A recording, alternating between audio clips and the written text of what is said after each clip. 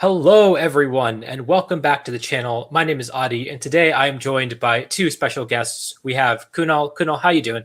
Doing great, Audie. Thanks for having me. And we have Alex Underhill. Alex, how are you? What's up? Doing good. And Alex, you just finished your run in the North American Players Cup. How did you finish up? I finished, I think 12, top 12, right? Mhm. I don't know. I actually don't know the math on that one, but I went 1 and 2 in top cut. Yeah, and 8-1 in Swiss, I think. So Yes. really, really solid run. And so if you guys feel a sense of nostalgia from this video, this is because we actually had the two of them on in Series 7's Players Cup 2, they also built a team that got all the way to top 8 in North America. And this team might look a little similar. We have I don't know what to describe it as, this monster of a team that is built around a Weezing. And so I guess, Kunal, do you want to tell me about how you decide? No, Weezing is always with Regigigas, right? How did you possibly decide that Weezing was the play on this team? Yeah, so I mean, if you watched the last video, I mentioned there that Weezing does exactly one thing in every format, and it does it very well. And that's that it forces your opponent to Dynamax early, and you're allowed to take favorable trades after that.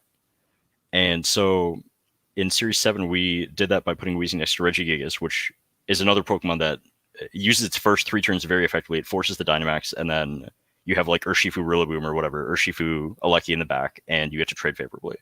This time, the idea was that we have Weezing with Neutralizing Gas that stops Life Orb Landers from being intimidated. It stops Grimmsnarl from setting up screens because there's no Prankster. And we're going to snowball all the way to the end with our Landorus. And again, we have our very strong Pokemon in back. Togekiss is also kind of there too. Yeah. For Dynamax. So the problem with Weezing is that, especially like in the context of Gigas, you have to lead Weezing and you have to lead Gigas. And it's very inflexible. Your Weezing has to stay on the field if you want your Gigas to do work. And you have to lead it. And if you're not leading it, then you don't really get to bring it to games. But with this team, I think what it does a lot better is that it has a lot of very good Pokemon. And then it has the Weezing there as an option that you can lead it, you can have it in the back, because your Pokemon are not reliant on the Weezing to do well. The Weezing just helps them do better. And so, for example, with Togekiss or with Alecki or with Urshifu, you get to lead those next to your Landers. You get to pivot your Landers in and out, and you have a lot more freedom with your Pokemon to do what you want. And so Life Orb Landers, I think anybody who's played the format knows that, especially very recently, this Pokemon has been insane. It's been taking over usage stats. It's on almost every team. Life Orb Max Airstream just hits very, very hard. Same with Crit Togekiss. It kind of made a comeback in Series 9. We didn't really see it at all in Series 7, but Series 9 comes back, people are using Crit Togekiss again, and it's still a very potent max. And these two, I think, were our main max options on this team. Mm-hmm. And I think they paired very well into a lot of the teams that did well. For example, Colossal did very well. Venucol, some teams were doing pretty well. There was like the Spectre, Registeel teams that were doing very well. And the combination of those two maxes with Weezing support was able to match up very favorably into those teams. And that's the main reason we decided to use it. And so did you start with the idea that you wanted to use Landorus, Alecki, Togekiss, and then use Weezing to patch matchups? Or did you start with the idea that Weezing might be crazy without Regigigas and then put the other Pokemon on the team? So funny enough, the first time I saw a similar idea was something that PokeAlex used. He had a Weezing Garchomp team that he used in one of the Victory Road tournaments, I believe. And I saw this team and I was like, man, this looks trash. Like, what is going on? Mm-hmm. And I was practicing a set against one of my NPA teammates with this team because they were playing in some other tournament. And I was like, wow, this team has like a lot of options. Garchomp not being intimidated is really cool. Having the end game with Celesteela and Rillaboom is really cool next to this Weezing that just gets to click buttons. And next to Garchomp that also gets to click buttons. And so for a while we were testing with Weezing Garchomp. The Celesteela left the team pretty quick. I think the Rillaboom also left the team pretty quick. We really wanted a Togekiss. we were testing with that for a while. The real draw of this team that really attracted me to it is that leading Weezing Regieleki into Colossal is like about as close to a 100-0 matchup as you can get, in my opinion. Because the neutralizing gas turns off Dragapult's clear body. So you get to Electro Web it, speed drop, and then once one of your Pokemon dies, you get to bring in one of your strong max options. Right? Versus Colossal League, they can't proc their Steam Engine, so they're never getting speed control. So you were guaranteed to have speed control versus Dragapult no matter what. And based on that, we were like, okay, if we have a 100-0 call matchup, how can we make this team beat the other teams? And if we can do that reliably, then we have the strongest team in the format. So shout outs to PokeAlex for building that. That was really cool. We had Garchomp, honestly, for a very long time. We swapped to Lando like maybe 3 days before the tournament because Garchomp was just not really performing in the other matchups. It felt kind of like a burden to bring it in every matchup except versus Colossal. And it was better versus Urshifu, but it was worse versus pretty much everything else. So the swap to Lando helped a lot there. It helped versus opposing Lando that we were having trouble with. And that's how we came to the 6. It was just good Pokemon next to the Weezing. That was something that you kind of mentioned already, but it's just like, you mentioned the modes that, you could lead Weezing, you could have Weezing in the back, but you didn't even mention that it's a Pokemon that could just be left on the bench too. And that was like a very solid option for a lot of matchups, is that this team just has 5 Pokemon that are all very meta, very good, and able to handle a lot of different things.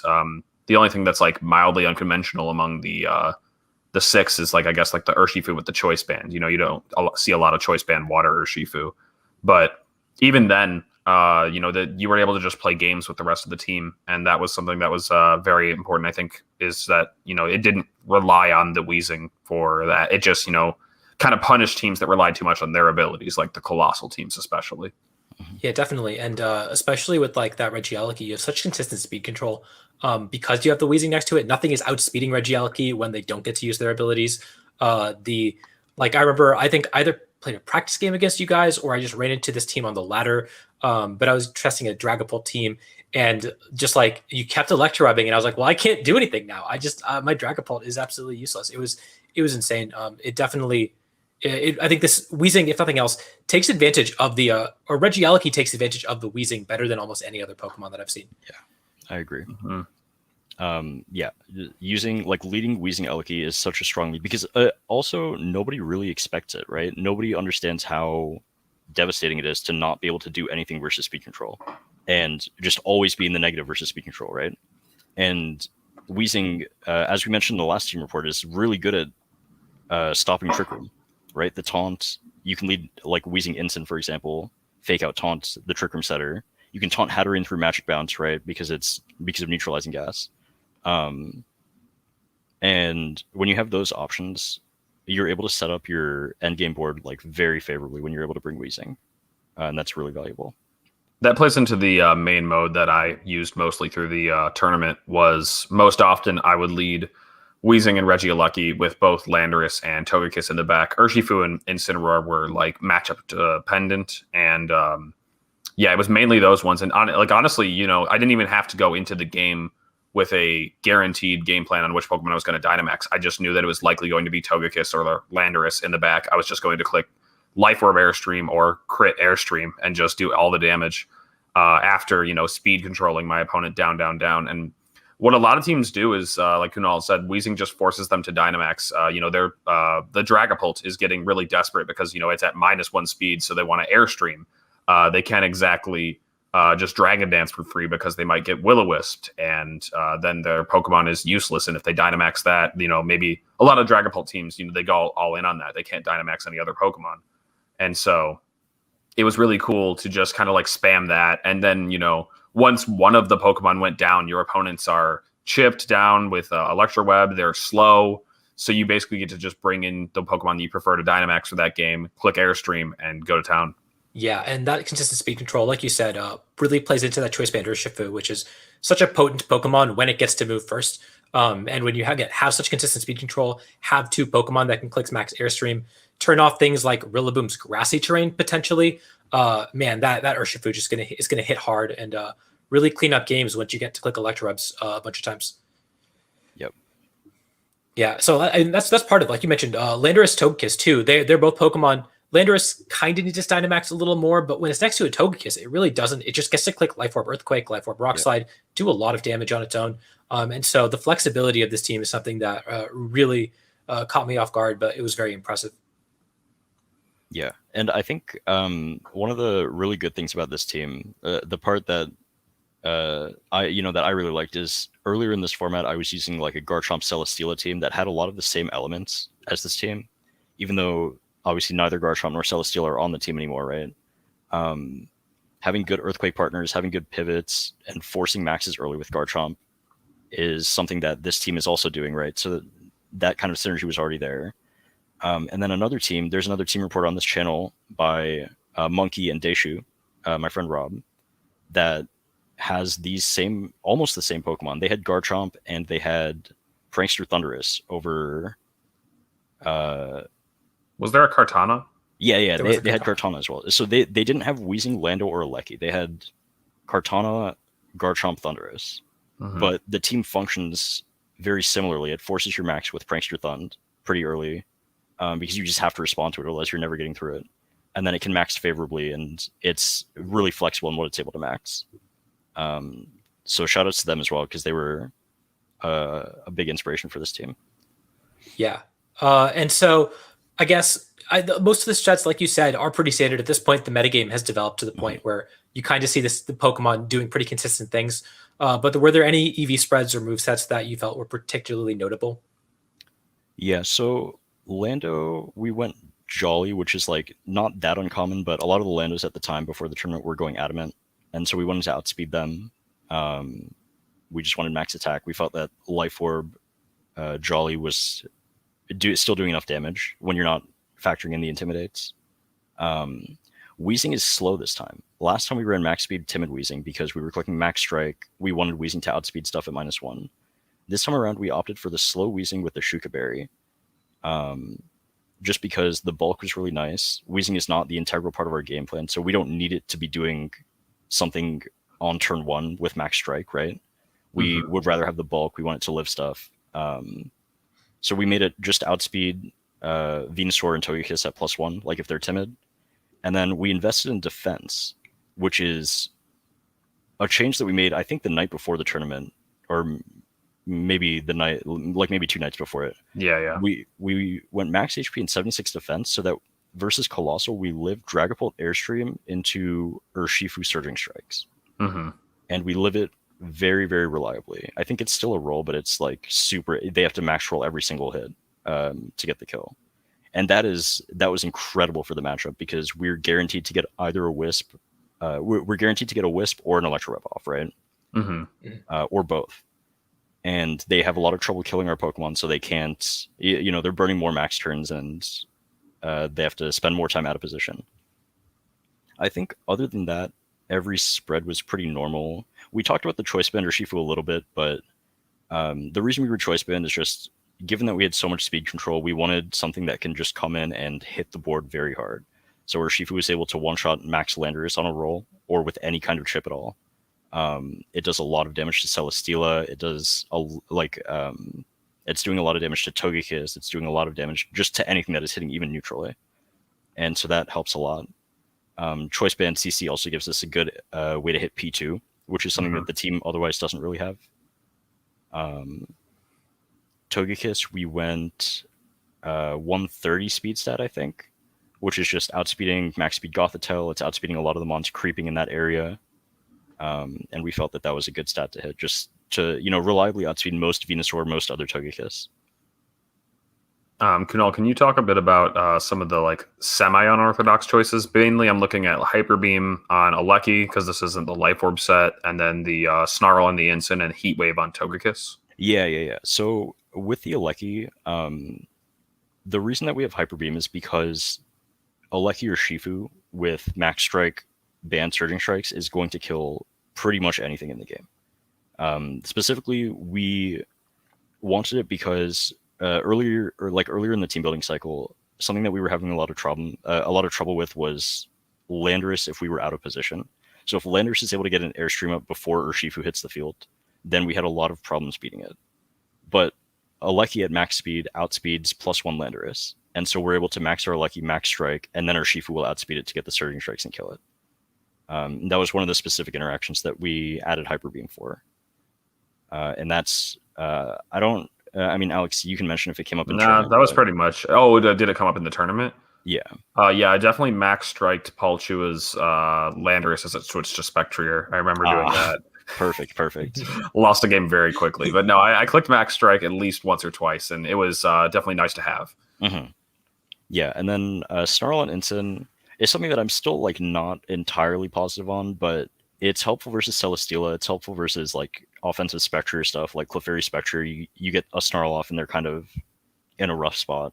And it's helpful versus Rotom as well, which are all Pokemon that if we're out of position against, then it's kind of hard to get back into position against.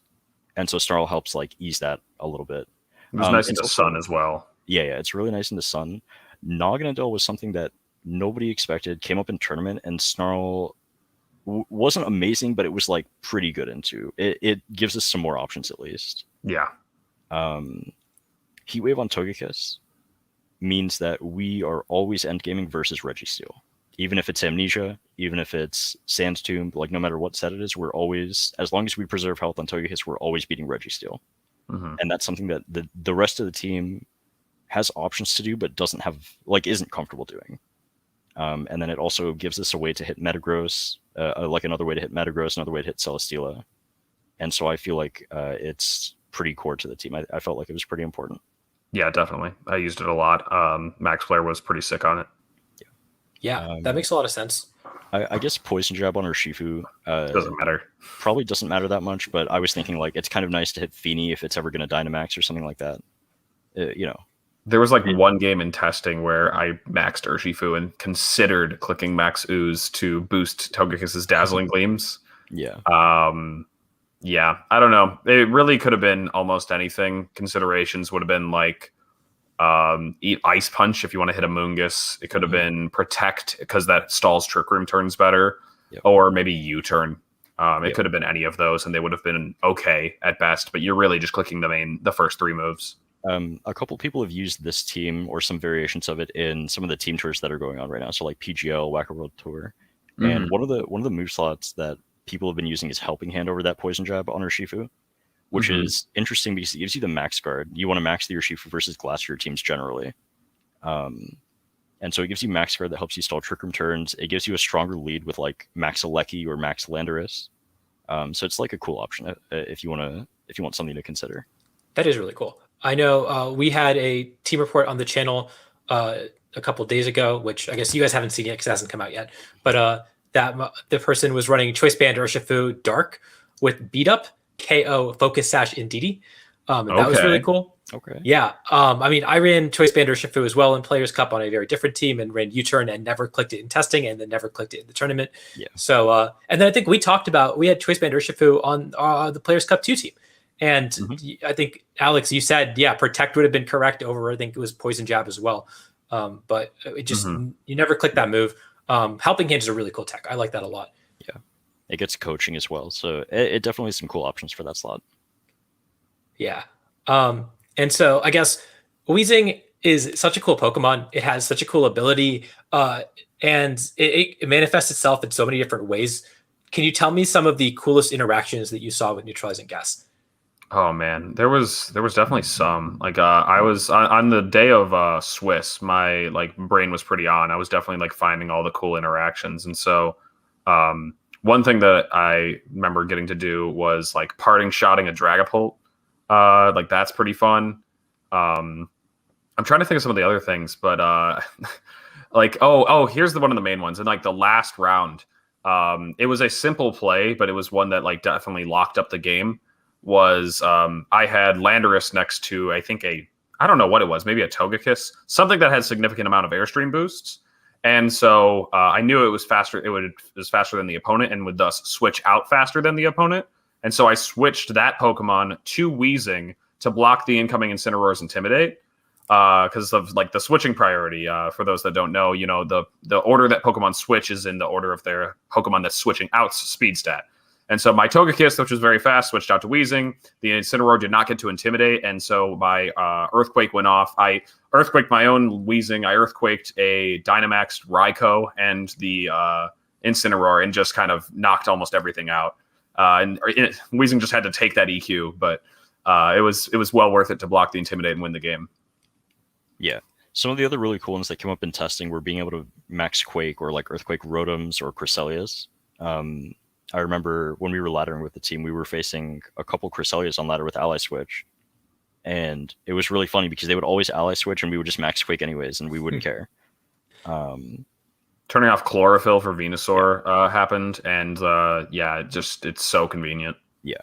Oh, one of the really, really important ones that is like underlooked quite a bit, I think, is turning off Togekiss Super Luck, right?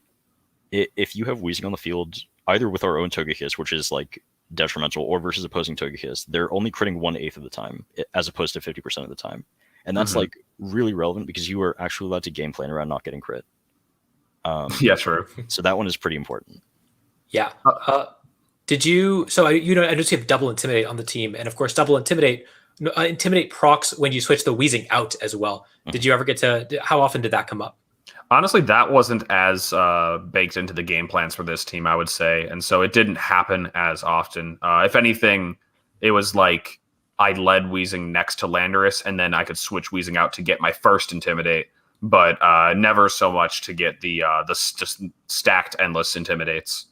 Yeah, I think when we were testing some of our matchups, something we were doing was leading Lando Weezing and swapping Weezing out to Ensign versus like opposing Landorus, and you just get -2 on the first turn.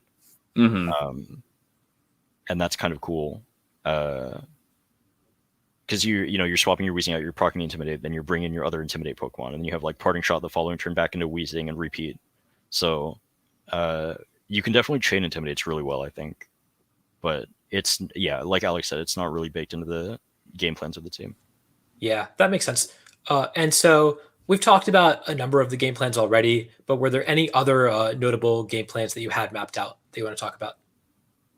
I don't think there's any other like cool game plans. I'll go ahead and just like plug my own Twitter. I tweeted out like 2 videos of like cool things that happened during the tournament. There was like 2 turns where like I got to like side surging strikes to do no damage, and I also what else did I do? I just Earthquaked my own Pokemon a bunch. That was kind of fun.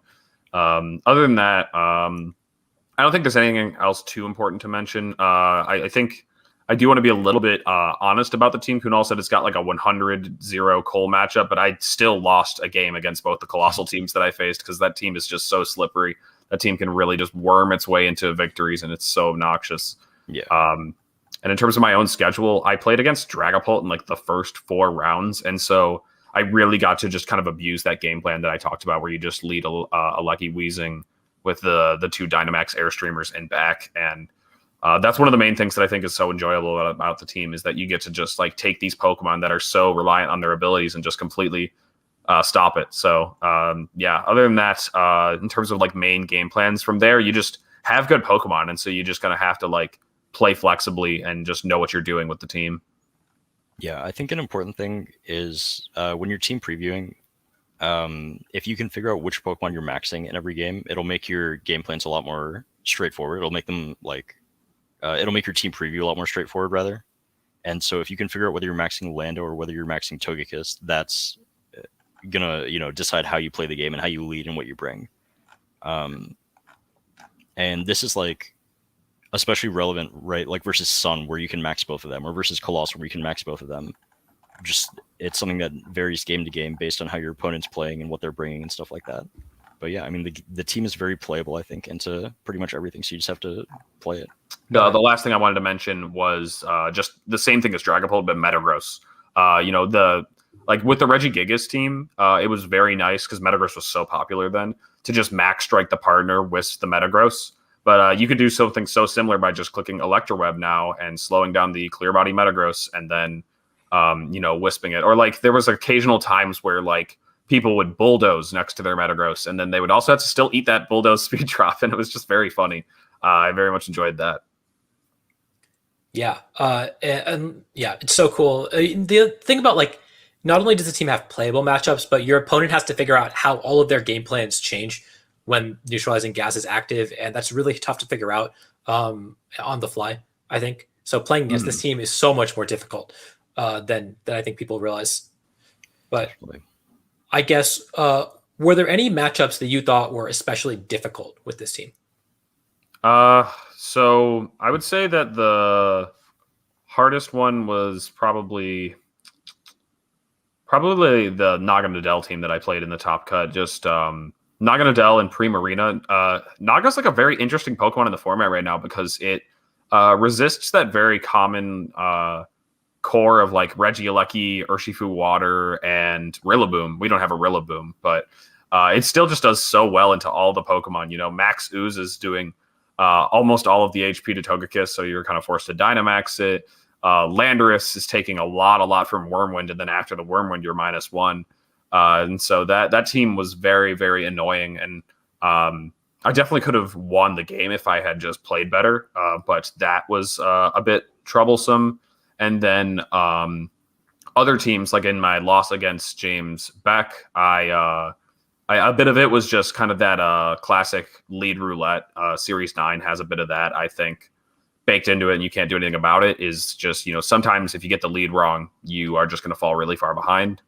And then the Luxio Bro team, the team with the Como, the team with the Mamoswine, that person completely destroyed me because a Lucky next to Mamoswine is very, very tough, especially they have the Max Strike. We don't have a Max Strike switch in. We don't have anything that can take the electric ice combo. The bolt beam combo just goes right through the team.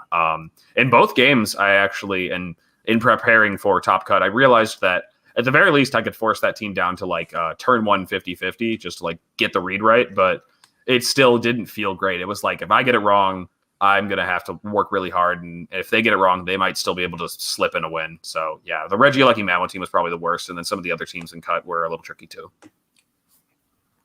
Yeah, and you've talked about a number of your games already, but were there any other notable games or matches that you wanted to talk about?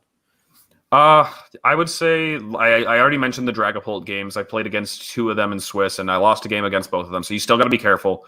Don't just play too simply. You know, don't think that the matchup's completely won on Team Preview. You still got to be using your brain.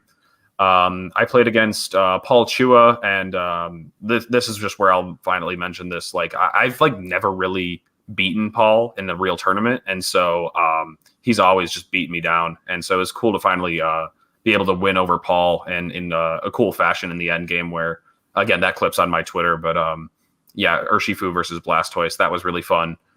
And then other than that, I don't know. I kind of looked through my schedule, and a lot of the games, like this is something that I'm not afraid to tell, is that, you know, I had some things that went my way, you know, like whether it was like Regieleki speed ties or Togekiss getting the crit when I needed it. Those things are just like bound to happen in any good Players Cup run, or just, you know, a successful run from any player. You have to have certain things go your way. And so I won't deny that things were going my way, but I was also playing well. But in terms of specific games, I think I've talked about all that I wanted to talk about. Yeah, and for what it's worth, I felt like in our Players Cup 2 team that was Regigigas Weezing, you needed a lot more things to go your way. In particular, you needed to not miss Giga Impact, not miss Will-O-Wisp, not miss Overheat, not miss Muddy Water. This team, other than Will-O-Wisp, doesn't really have a lot of things that can go wrong. Obviously, you can still get lucky with, you know, paralysis, crits, and whatnot, but it's a lot more consistent from what I saw. Yeah, I didn't. Electroweb was like the main worry there, and I think I only missed like 1 or 2 across the tournament, and I don't know if they ever were like game deciding. I missed a Wisp in a game that I won. Other than that, that was like the only one that I really missed. And yeah, definitely had things go my way. Rock Slide Flinch in one of my games that was like game deciding. So yeah, some things just like that happen. And the team, like you mentioned, just puts itself in a good spot to win games in that sense, because it doesn't have a lot of things that are going to go wrong for it. Not a lot of moves that can miss. Yeah. Well, that's all the questions that I have. Thank you both for coming out. And do you have any final words or shout outs that you want to give?